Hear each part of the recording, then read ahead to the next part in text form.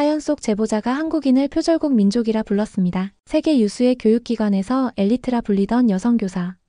그녀는 한국을 진심으로 멸시했는데요. 하지만 단 한 명의 한국인이 나타나자 전 세계가 감탄했습니다. 안녕하세요, 시아입니다. 오늘은 미국에서 일하는 한국인 지인을 통해 사연을 받았는데요. 우리 모두가 다 사용하고 있으면서 정작 이 위대함을 몰랐더라고요. 저도 늘 사용하던 이것이 이번 사연을 통해 더 새롭게 느껴지더라고요. 사연을 끝까지 들으시면 여러분도 저와 같이 소름 돋을걸요? 지금부터 그 거만했던 교사의 충격적인 몰락과 반전 시작합니다. 저는 리사 해밀턴입니다. 미국 명문 고등학교인 뉴욕고에서 커리큘럼 디렉터로 일하고 있습니다. 박사 학위를 받은 교육 전문가이며 언어 교육에 있어서는 누구보다 자신이 있었습니다. 제 입으로 이런 말하기 부끄럽지만 사실 저는 엘리트 중 최상위 엘리트라 불렸어요. 미국 최고의 명문대에서 언어학을 전공하고 다양한 국제 프로젝트에 참여한 이력이 있었습니다. 저는 교육계에서 인정받는 인재였고 언어학과 커리큘럼 개발 분야에서는 이름값이 있는 인물로 통했습니다. 그러나 저에게는 분명한 신념 하나가 있었습니다. 한국이라는 나라에 대해 그리고 한국어에 대해 확고한 거부감과 편견을 가지고 있었습니다. 한국어는 비효율적이다. 한국은 언제나 일본이나 중국을 따라가는 후발주자였다. 그들은 결코 스스로 무언가를 만들어낸 적이 없다. 저는 그렇게 믿고 있었습니다. 아니, 정확히 말하면 그렇게 믿고 싶어 했습니다. 그 믿음은 단순한 편견에서 비롯된 것이 아니라 제 과거 경험 속에서 자연스럽게 형성된 것이었습니다. 대학 시절 저는 국제언어 프로젝트에 참여해 다양한 국적의 유학생들과 팀을 이뤄 공동 과제를 수행한 적이 있었습니다. 그중 저와 팀을 이루었던 한국 유학생은 영어가 서툴렀고 발표 능력도 떨어졌습니다. 과제를 준비하던 중 저는 그 학생에게 수차례 발표 연습을 요구했고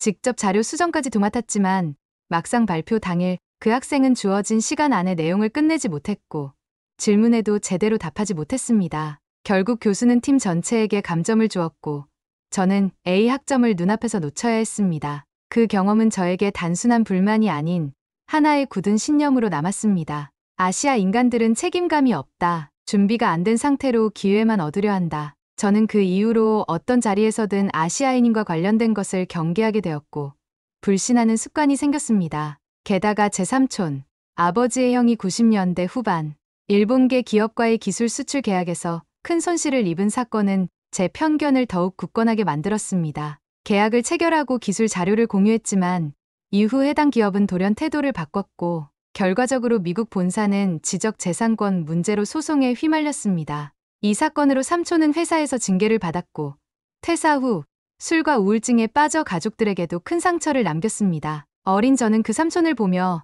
아시아는 절대 믿어선 안 되는 나라라고 단정지었습니다. 저는 어릴 때부터 이런 경험들을 통해 한국에 대한 인식이 부정적으로 형성됐습니다. 제 부모는 남부 보수 성향이 강한 지역에서 교사로 재직했으며 아시아 전반에 대한 선입견을 거리낌 없이 내뱉곤 했습니다. 중국은 짝퉁의 나라, 일본은 고집불통, 한국은 작은 나라라는 말은 저희 가정에서 종종 회자되던 농담이었고 어린 저는 그것을 비판 없이 받아들이고 자랐습니다. 제가 처음 교육 현장에 들어섰을 때 저는 열정과 자부심으로 가득 차 있었습니다. 저는 새로운 커리큘럼을 개발하고 학생들에게 효과적인 언어 교육을 제공하겠다는 사명감으로 일했습니다.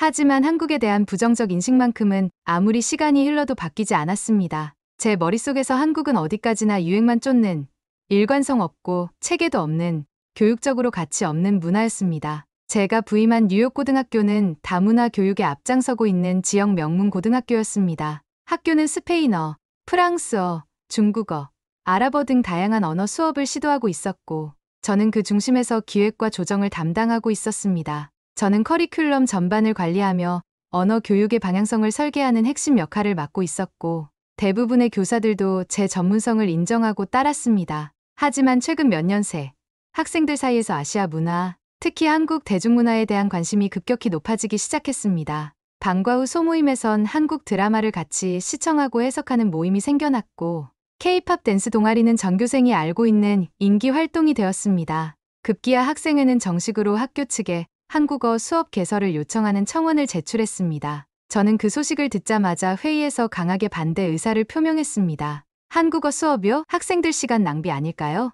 우리는 스페인어나 중국어처럼 글로벌 언어에 집중해야 합니다. 한국은 유행의 나라일 뿐 학문적 기반이 약하고 언어 구조도 비효율적이에요. 저는 수차례 교직원 회의에서 비슷한 주장을 반복했습니다. 한국이라는 나라가 교육 시장에서 얼마나 영향력이 있습니까? 그냥 케이팝과 드라마 인기일 뿐이잖아요. 저는 한국어 도입은 일시적 유행에 불과하다고 강하게 주장했습니다. 그 주장에 일부 보수적인 교사들은 고개를 끄덕였지만 젊은 교사들과 학생들 사이에선 반발의 목소리가 점점 커졌습니다. 학생회는 우리는 다양한 언어를 배울 권리가 있다는 구호로 서명운동을 시작했고 한국어 수업 개설을 요구하는 목소리는 SNS와 지역 커뮤니티에서도 점차 확산됐습니다. 학교 게시판엔 BTS처럼 되고 싶어요. 한국어 수업 개설해주세요. 라는 문구가 적힌 포스터가 붙기 시작했고 이슈는 교내를 넘어 교육청으로까지 번졌습니다. 지역 학부모 커뮤니티에서도 갑론을박이 이어졌습니다. 일부 학부모들은 요즘 아이들이 한국 문화에 흥미를 보이니 시도해보자는 반응이었지만 다른 쪽에선 교육은 장기적인 관점으로 봐야지 유행에 휩쓸려선 안 된다며 제 주장에 힘을 실어주기도 했습니다. 교장은 난감한 표정을 지으며 회의에서 말했습니다. 양쪽 모두 설득력 있는 주장입니다. 그래서 우리가 중립적인 제3자, 외부 교사를 초빙해 실험 수업을 해보는 건 어떨까요? 평가 후 학생 반응이 좋으면 정식 도입을 검토하겠습니다. 결국 이 제안이 받아들여졌고 교육청과 협의 끝에 한국어 전문 교사 한 명이 시범 수업을 맡게 되었습니다. 그 교사의 이름은 바로 김지훈. 그리고 그가 제 앞에 등장하는 순간부터 모든 것은 바뀌기 시작했습니다. 저는 그 이름을 들었을 때 이미 불쾌감이 확 밀려왔습니다. 제가 그토록 반대한 과목을 학교가 강행한 것도 불만이었지만 한국인이라는 점은 제 자존심을 완전히 건드렸습니다. 내가 틀렸다는 걸 보여주기 위해 대놓고 한국인을 내 앞에 세운 거야? 피해 의식마저 생겨났습니다. 저는 속으로 다짐했습니다. 이번 기회에 한국어라는 게 얼마나 쓸모없는지, 그리고 그들이 얼마나 무능한지 증명해 보이겠어. 저는 사무실 문을 걸어 잠그고 제 노트북을 열었습니다. 한글의 비효율성, 한국어와 국제사회의 거리감, 한국어의 언어학적 한계 등등 저는 수많은 논문과 기사들을 뒤져가며 반격을 준비하기 시작했습니다. 저에게 이 싸움은 단순한 교육 논쟁이 아니라 자존심이 걸린 전쟁이었습니다. 이제 제 앞에 놓인 건 단순한 교사 한 명이 아니었습니다. 그것은 제 과거와 마주하는 것이었고 제가 절대 인정하고 싶지 않았던 한국이라는 나라와 직접 맞부딪히는 순간이었습니다. 그리고 이 갈등은 이제 시작에 불과했습니다. 그 화제의 교사 김지훈 선생은 조용한 사람이었습니다. 말수가 많지도 않았고 허세를 부리지도 않았습니다. 하지만 그의 분위기에는 묘한 힘이 있었습니다. 단정한 셔츠와 수수한 말투, 그리고 학생을 대할 때의 따뜻한 눈빛이 인상적인 인물이었습니다. 그는 첫 출근 날 학교 입구에서 교장과 악수한 뒤 단 한마디만 남겼습니다. 학생들과 진심으로 소통하고 싶습니다. 김지훈은 어릴 적 한국에서 태어나 청소년기부터 미국에서 자란 2세대 이민자였습니다. 그는 언어와 문화의 경계에서 혼란을 겪으며 성장했고 그 경험을 바탕으로 언어가 단순한 말이 아니라 존재와 정체성이라는 것을 배웠습니다. 그래서 그는 학생들에게 단지 문법과 단어를 가르치는 게 아니라 그 안에 담긴 문화적 의미와 인간적인 감정을 함께 전달하려 노력했습니다. 첫 수업 날, 김지훈은 칠판에 커다란 글씨로 한글은 사람을 위한 글자입니다 라고 적었습니다. 학생들은 고개를 갸웃했습니다. 그러자 그는 입을 열었습니다. 여러분, 한글은 세종대왕이 백성을 위해 만든 글자입니다. 글을 몰라 고통받는 사람을 위해 탄생한 문자죠. 그 말은 학생들에게 낯설면서도 신선한 충격이었습니다. 이후 이어진 수업은 그야말로 문화 체험 그 자체였습니다. 단지 문법이나 단어 암기에서 그치지 않았습니다. K-팝 가사를 분석하며 문장의 구조를 배우고 한국 드라마의 장면을 통해 표현을 익혔으며 한국 음식의 이름을 따라 발음하며 자연스럽게 억양을 익혔습니다. 수업이 끝나면 학생들은 335 모여 수업 내용을 복습했고 그중 몇몇은 자발적으로 한국어로 일기를 쓰기 시작했습니다. 수업이 진행될수록 김지훈 선생의 인기는 날로 높아졌습니다. 교내 SNS에는 K클래스 짱, 지훈쌤 수업 대박이라는 해시태그가 붙은 글들이 넘쳐났고 점심시간에도 학생들은 자발적으로 한국어로 대화하려는 시도를 했습니다. 한 학생은 급식 메뉴판에 김밥이라는 단어가 적혀 있자 김지훈에게 달려와 쌤,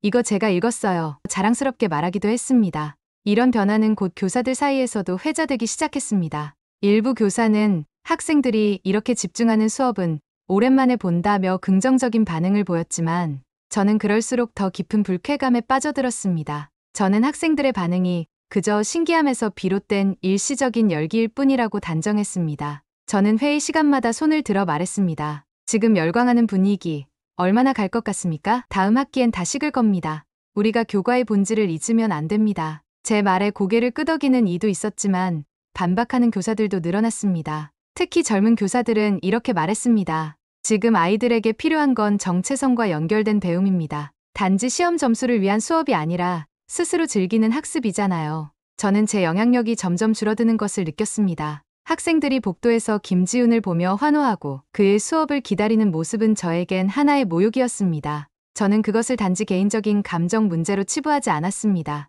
저는 이것을 제가 쌓아온 교육 철학과 신념에 대한 도전이라고 여겼습니다. 저는 사무실에 틀어박혀 김지훈의 수업 자료를 분석하기 시작했습니다. 수업에 사용된 PPT, 교재, 동영상 클립 하나하나를 열어보며 오류를 찾으려 했습니다. 하지만 그 어디에도 비판할 만한 구멍은 보이지 않았습니다. 김지훈의 수업은 탄탄했고 무엇보다 학생 중심이었습니다. 그가 사용하는 콘텐츠는 교육청이 인증한 자료였으며 수업 방식도 최신 교육 트렌드와 일치했습니다. 저는 속이 뒤집히는 기분이었습니다. 제가 아무리 전문성을 앞세워도 학생들에게 감동을 주는 건 그런 이론이 아니란 사실을 절감해야 했습니다. 그러던 중 학교 측은 중요한 발표를 합니다. 두 수업 간 비교 평가를 위한 공개 수업을 진행하겠다는 내용이었습니다. 저와 김지훈 두 사람이 같은 주제를 각자의 방식으로 가르치고 학생들과 외부 전문가가 참여한 평가단이 수업을 비교 평가하는 방식이었습니다. 이 발표는 교내에 큰 반향을 일으켰습니다. 학생들 사이에선 벌써부터 리사쌤 대 지훈쌤이라는 구도가 형성되었고 일부는 투표 포스터를 만들어 교실 벽에 붙이기도 했습니다. 교사들 사이에서도 은근한 긴장감이 감돌았습니다. 모두가 알고 있었습니다. 이건 단순한 수업 평가가 아니라 세대 간, 교육 철학 간 충돌이었습니다. 저는 공개 수업이 결정된 그날 밤, 잠을 이루지 못했습니다. 저는 책상 위에 수십 장의 참고 자료를 펼쳐놓고 제가 할 수 있는 최고의 수업을 기획했습니다. 내가 지면 이 학교에서 더는 설 자리가 없어질지도 몰라. 저는 그렇게 생각하며 밤을 새우며 자료를 정리했습니다. 한편 김지훈은 조용히 평소대로의 수업 준비를 했습니다. 그는 이 대결이 의미 있는 평가의 기회가 되기를 바랐고 학생들에게 보다 나은 배움을 제공하는 장이 되길 바랐습니다. 그는 누군가를 이기겠다는 생각보다 자신이 전하고자 하는 메시지를 진심으로 전하겠다는 다짐만을 품고 있었습니다. 이윽고 공개 수업 당일이 밝았습니다. 강당에는 학생들과 교사들, 학부모, 그리고 외부 평가단이 자리를 가득 메웠습니다. 긴장한 기색의 저와 차분한 김지훈이 나란히 무대에 섰고 학생들의 시선은 두 사람을 오가는 가운데 서로 다른 두 세계가 맞부딪히기 시작했습니다. 강당 안은 숨조차 쉬기 힘들 만큼의 긴장감으로 가득 차 있었습니다. 학생들, 교사들, 학부모, 외부 평가위원까지 모두의 시선이 저와 김지훈 두 사람에게 집중되었습니다. 교장은 단상에 올라 조용히 안내했습니다. 이번 시연 수업은 각자 30분간 동일 주제를 가르친 뒤 학생과 평가단의 질의응답과 피드백으로 마무리됩니다. 먼저 무대에 오른 사람은 저였습니다. 저는 딱 떨어지는 재킷 차림에 메이크업까지 꼼꼼히 마친 단정한 모습으로 무대에 섰습니다. 손에는 완벽하게 정리된 자료집이 들려 있었고 교탁 위에는 최신식 노트북이 준비되어 있었습니다. 저는 단호하고 또렷한 목소리로 말을 시작했습니다. 여러분, 오늘 우리는 언어의 논리적 구조에 대해 배웁니다. 저는 다년간 축적해온 수업 노하우를 총동원해 설명을 이어갔습니다. 문법 구조의 기초, 어근과 접두사의 연결 방식, 그리고 라틴어 기반 언어들의 공통된 특성을 논리적으로 정리하며 학생들에게 질문을 던지고 답을 유도했습니다. 교사로서의 카리스마는 여전했고 몇몇 학생은 진지한 표정으로 필기를 이어갔습니다. 그러나 시간이 지나면서 학생들의 반응은 점점 무뎌졌습니다. 몇몇은 고개를 떨구었고 일부는 슬며시 휴대폰을 꺼내 확인하기도 했습니다. 저는 점점 더 목소리를 높이며 수업의 집중도를 유지하려 했지만 그 열기는 다시 살아나지 않았습니다. 이어진 김지훈의 차례. 그는 특별한 무대 장치도 화려한 자료도 없이 무대 중앙에 섰습니다. 손에는 단 하나 한국어로 쓰인 커다란 플래카드가 들려 있었습니다. 그 플래카드에는 이렇게 적혀 있었습니다. 사람을 위한 글자 한글. 김지훈은 천천히 말을 시작했습니다. 여러분, 우리는 지금까지 언어를 도구로 배워왔습니다. 그러나 언어는 단지 의사소통의 수단이 아닙니다. 그것은 문화를 담고 역사를 품고 사람의 마음을 전하는 통로입니다. 그는 이어서 한글의 구조에 대해 설명했습니다. 자음과 모음이 음성기관의 모양을 본떠 만들어졌다는 점, 창제 목적 자체가 백성들이 쉽게 배우고 쓰도록 만든 애민 정신에서 비롯되었다는 점, 그리고 세계 언어학자들이 한글을 가장 과학적인 문자라 인정한 역사적 사실을 차분히 전했습니다. 그의 목소리는 차분했지만 강했고 학생들의 시선은 단 한 명도 흐트러지지 않았습니다. 김지우는 말을 멈추고 칠판에 사랑이라는 단어를 한글로 또박또박 적었습니다. 그리고 다시 영어로 적었습니다. 여러분, 이 두 단어는 똑같은 감정을 표현하지만 다른 방식으로 다가옵니다. 한글은 감정을 시각적으로 담아내고 그 안에 구조적 의미를 전달합니다. 언어는 이런 힘이 있습니다. 우리의 생각을 바꾸고 세상을 바라보는 방식을 바꿉니다. 강당은 정적에 휩싸였습니다. 학생들은 숨소리조차 내지 않은 채 김지훈의 말에 집중했습니다. 한 학부모는 눈가를 닦았고 교사 몇몇은 고개를 천천히 끄덕였습니다. 누가 봐도 김지훈의 수업은 감동이었습니다. 질의응답 시간, 한 학생이 손을 들었습니다. 선생님, 전 외국어를 배우는 게 이렇게 재밌고 감동적인 일인 줄 처음 알았어요. 어떻게 이런 수업을 준비하신 건가요? 김지훈은 조용히 웃으며 말했습니다. 저도 여러분처럼 언어가 어렵고 부담스럽던 시절이 있었습니다. 하지만 그때 한글을 다시 배우며 언어가 곧 사람이구나 느꼈습니다. 그래서 그 감정을 여러분과 나누고 싶었습니다. 모든 일정이 끝나고 교장은 결과를 발표했습니다. 평가단과 학생들이 익명으로 남긴 피드백은 압도적으로 김지훈의 수업을 지지하고 있었습니다. 수업의 몰입도, 감동, 학습 효과, 전달력 모두에서 높은 점수를 받았습니다. 저는 결과를 받아든 뒤 아무 말도 하지 못했습니다. 저는 손에 들고 있던 발표 자료를 조용히 접고 강당을 빠져나왔습니다. 복도를 걸어가며 저는 처음으로 제가 정말로 진 것 같다는 감정을 느꼈습니다. 단지 수업에서 졌다는 것이 아니었습니다. 저는 지금까지의 제가 쌓아온 신념이 송두리째 흔들리고 있다는 것을 깨달았습니다. 저는 교직 생활 내내 논리와 이론을 중시해왔습니다.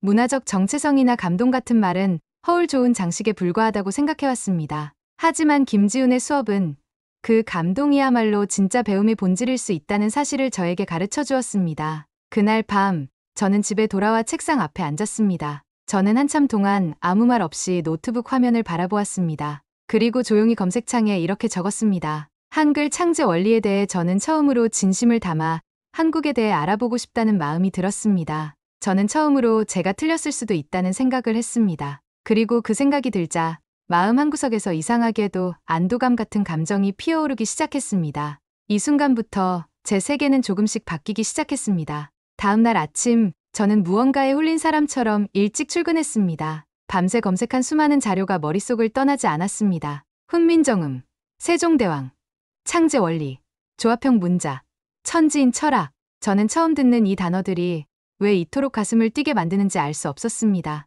평소보다 2시간이나 일찍 도착한 저는 도서관의 다문화 자료 코너로 향했습니다. 수많은 낯선 언어의 책들 사이에서 제 시선은 한 권의 책에 멈췄습니다. 저는 조심스레 책장을 넘겼습니다. 그리고 숨을 삼켰습니다. 그 책에는 한글의 탄생 배경, 의문학적 구조, 발음기관의 시각화 방식, 천지인을 본뜬 모음 설계까지 과학과 철학이 결합된 문자 체계가 상세히 기록되어 있었습니다. 이 문자는 철학이다. 기호가 아닌 사람을 위한 철학적 조형이다. 이 문장은 제 가슴을 세차게 두드렸습니다. 저는 한동안 책을 내려놓지 못했습니다. 세종대왕이 그를 몰라 고통받는 백성을 위해 스스로 문자를 만들었다는 사실은 제가 그동안 신봉해온 서구 중심 교육, 철학보다도 훨씬 더 숭고하게 느껴졌습니다. 지배 계층이 아닌 민중을 위해 만들어진 문자라니 저는 이 사실 하나만으로 이미 큰 충격을 받았습니다. 저는 그 자리에서 일어나 곧장 김지훈의 교무실을 향했습니다. 문을 열자마자 말을 꺼냈습니다. 김 선생님 혹시 시간 괜찮으시다면 잠깐 말씀 좀 나눌 수 있을까요? 김지훈은 놀란 눈치였지만 미소를 지으며 고개를 끄덕였습니다. 두 사람은 조용한 교무실 한쪽에 앉았습니다. 저는 떨리는 목소리로 말했습니다. 사실 어젯밤 한글과 세종대왕에 대해 자료를 봤습니다. 그리고 제가 너무 부끄러웠습니다. 지금까지 제가 얼마나 무지하고 편협했는지 깨달았어요. 김지훈은 조용히 제 말을 들었습니다. 이윽고 그는 차분히 입을 열었습니다. 저도 어릴 적엔 한국어가 부끄러웠습니다. 미국에 처음 왔을 때 제 이름조차 놀림감이었거든요. 하지만 어느 날 나란말싸미 둥기게 달아로 시작되는 훈민정음을 읽고 깨달았습니다. 제가 쓰던 말이 세계에서 가장 인간적인 문자라는 거려. 저는 조용히 고개를 끄덕였습니다. 그리고 혼잣말처럼 말했습니다. 그 문장이 저도 바꿔놨어요. 며칠 뒤 학교에선 다문화주간 행사가 열렸고 김지훈은 한글의 날 특강을 맡게 되었습니다. 그는 저에게 조심스레 제안했습니다.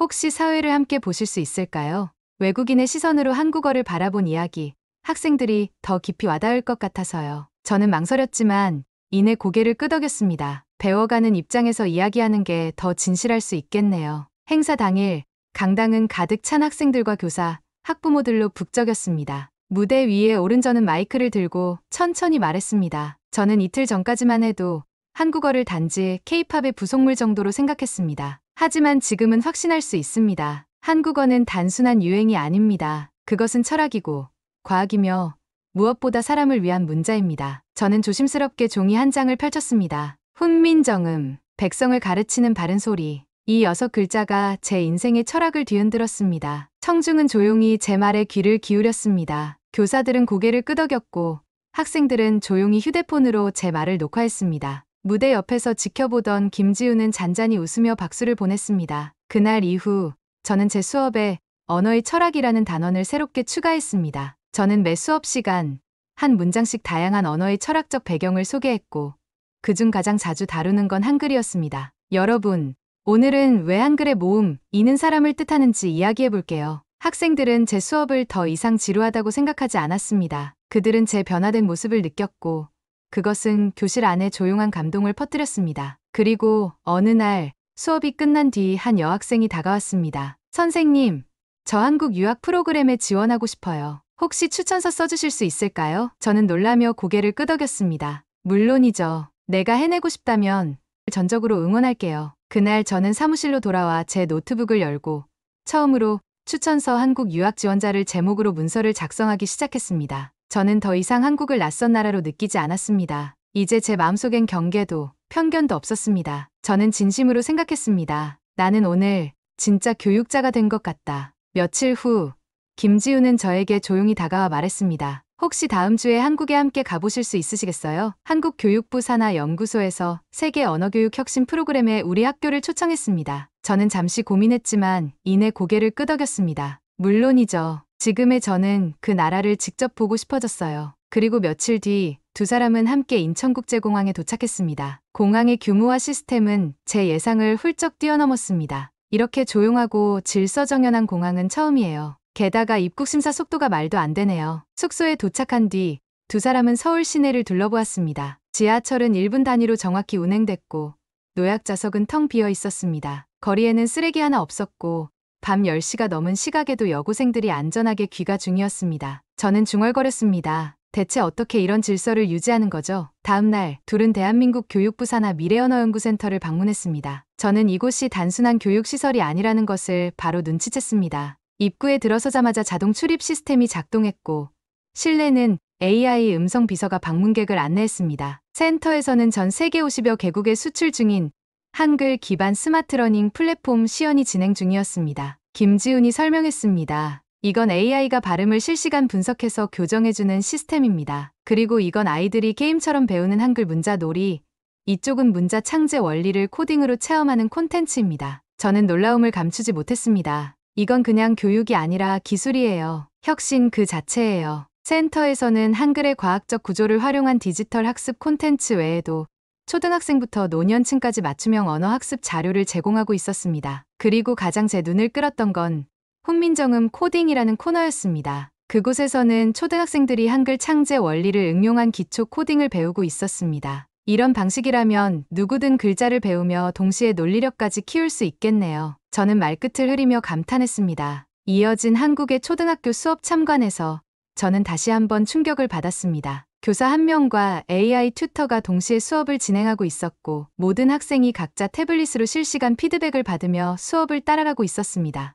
이건 미국에서도 아직 보기 힘든 풍경이에요. 무서울 정도로 정교하네요. 그날 저녁 김지우는 저를 서울의 한 도서관으로 안내했습니다. 이곳은 전면 무인화 시스템으로 운영되는 24시간 스마트 도서관이었습니다. 저는 책장을 넘기며 말했습니다. 이 모든 기반이 한글에서 출발했다는 게 정말 믿기지 않아요. 저는 그저 하나의 문화 콘텐츠 정도로만 봤었는데 이건 완전히 시스템이고 철학이에요. 서울을 떠나기 전날 저는 마지막으로 한국 학생들의 발표 수업에 참관했습니다. 한 학생은 이렇게 말했습니다. 저는 한국어가 전 세계를 연결하는 언어가 될 수 있다고 생각합니다. 왜냐하면 그건 단지 소리의 조합이 아니라 철학의 조합이기 때문입니다. 저는 그 말을 듣는 순간 눈물이 고였습니다. 저는 속으로 생각했습니다. 나는 지금 지구 반대편에서 내가 꿈꾸던 교육을 보고 있다. 그리고 그 중심엔 한국이 있다. 한국에서의 마지막 밤, 저는 호텔 방에서 창밖을 바라보며 일기장을 열었습니다. 그리고 조용히 써 내려갔습니다. 한글은 문자가 아니다. 그것은 사람을 위한 과학이자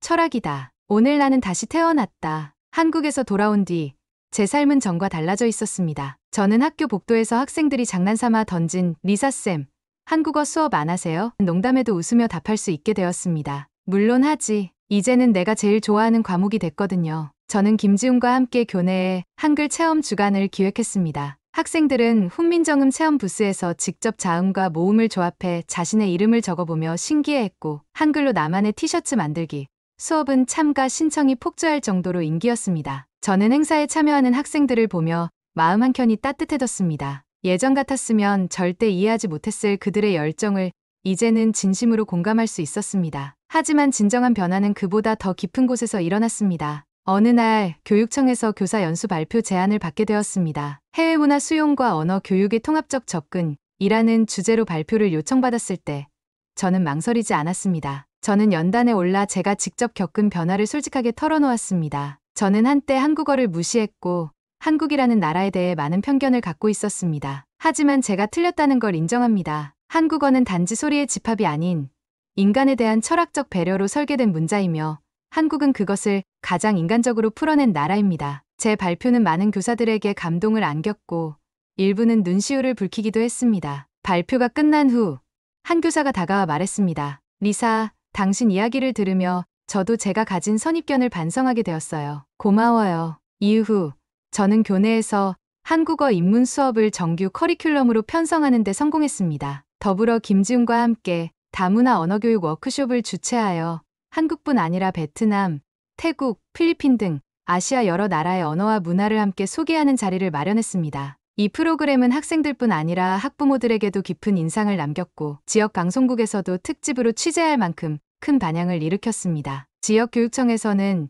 뉴욕 고등학교의 사례를 모범적 글로벌 언어교육 모델로 선정했고 저는 공식적으로 다문화 언어정책 자문교사로 위촉되었습니다. 저는 이제 과거와는 전혀 다른 관점으로 교실을 바라보고 있었습니다. 학생들이 한국어 단어를 따라 발음할 때 웃으며 고쳐주고 K드라마 속 명대사를 따라하는 모습을 흐뭇하게 바라보며 저는 생각했습니다. 내가 가르치는 게 아니라 내가 배우고 있구나. 제 수업은 어느덧 단순한 언어 수업이 아닌 문화와 사람, 철학을 나누는 공간이 되었습니다. 그리고 무엇보다 저는 진심으로 그 공간이 자랑스러웠습니다. 어느 날 김지훈이 조용히 말했습니다. 리사쌤, 처음 배웠을 때는 솔직히 걱정도 많았어요. 그런데 지금은 정말 존경합니다. 저는 웃으며 고개를 끄덕였습니다. 고마워요, 지훈. 당신 덕분에 제가 변할 수 있었어요. 그리고 이제 그 변화가 나만의 것이 아니길 바래요. 몇 달 뒤 저는 대한민국 정부 주최로 개최된 세계 언어문화 포럼의 연사로 초청되었습니다. 장소는 서울 코엑스.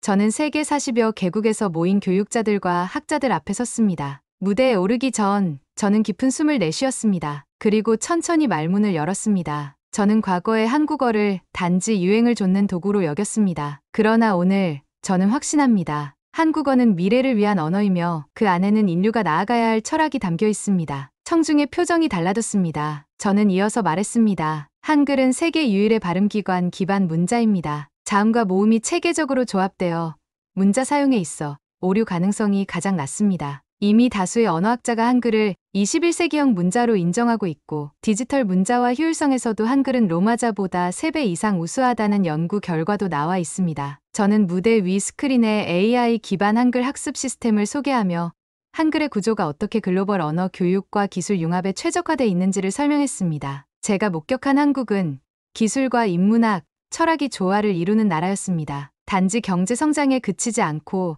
문화의 깊이로 세계를 감동시키고 있었습니다. 저는 마지막으로 제가 직접 만났던 한국 초등학생의 발표 내용을 인용했습니다. 한국어는 말이 아니라 마음입니다. 저는 그 한 문장에 한국이라는 나라의 정체성이 모두 담겨 있다고 생각합니다. 청중은 우레와 같은 박수로 화답했습니다. 발표 후 세계 여러 나라의 언어교육 전문가들이 저에게 다가와 질문을 쏟아냈고 저는 자랑스럽게 대답했습니다. 지금 저는 한국어와 한글이 왜 전 세계에 필요한지 누구보다 잘 설명할 수 있는 사람이라고 자부합니다. 며칠 후 저는 한국 정부로부터 글로벌 문화연대 공로 표창을 받게 되었습니다. 김지훈과 함께 무대에 오른 그 순간 저는 울컥한 감정을 숨기지 못했습니다. 그는 제 손을 잡고 조용히 말했습니다. 이건 선생님 혼자 해낸 일이 아니에요. 한국이 가진 힘이 선생님의 진심을 끌어낸 거예요. 저는 고개를 끄덕였습니다. 그리고 생각했습니다. 한국은 내가 알던 그 나라가 아니었다. 그들은 스스로 자랑하지 않아도 이미 세계가 존경해야 할 가치들을 품고 있었다. 저는 이후 제 수업에서 한국을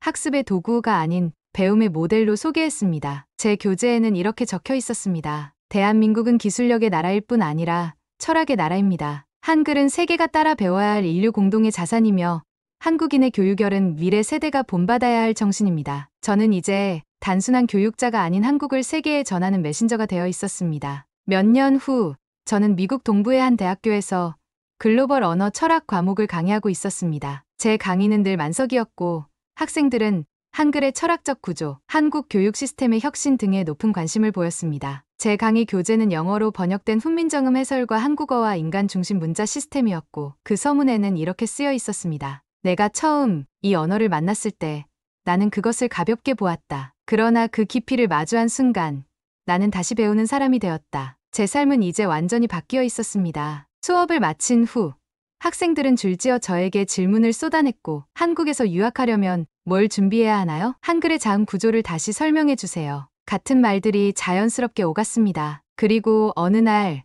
저는 다시 한국을 찾았습니다. 서울의 한 고등학교에서 특별 강연을 하기 위해서였습니다. 강연 주제는 한국어가 내 삶을 바꾼 이야기. 그날 강당에는 학생들뿐 아니라 학부모, 교사들까지 자리를 가득 메웠습니다. 저는 한때 한국어를 미신과도 같은 유행으로 치부했습니다. 그러나 지금 저는 단언할 수 있습니다. 한국어는 제가 다시 살아가고 싶은 이유가 되었고 제가 평생 안고 갈 철학이 되었습니다. 강당은 조용했습니다. 제 말은 담담했지만 그 울림은 깊고 진했습니다. 발표가 끝난 뒤 한 남학생이 다가와 말했습니다. 선생님, 저도 나중에 외국에서 한국어를 가르치는 교사가 되고 싶어요. 저는 눈가가 촉촉해졌습니다.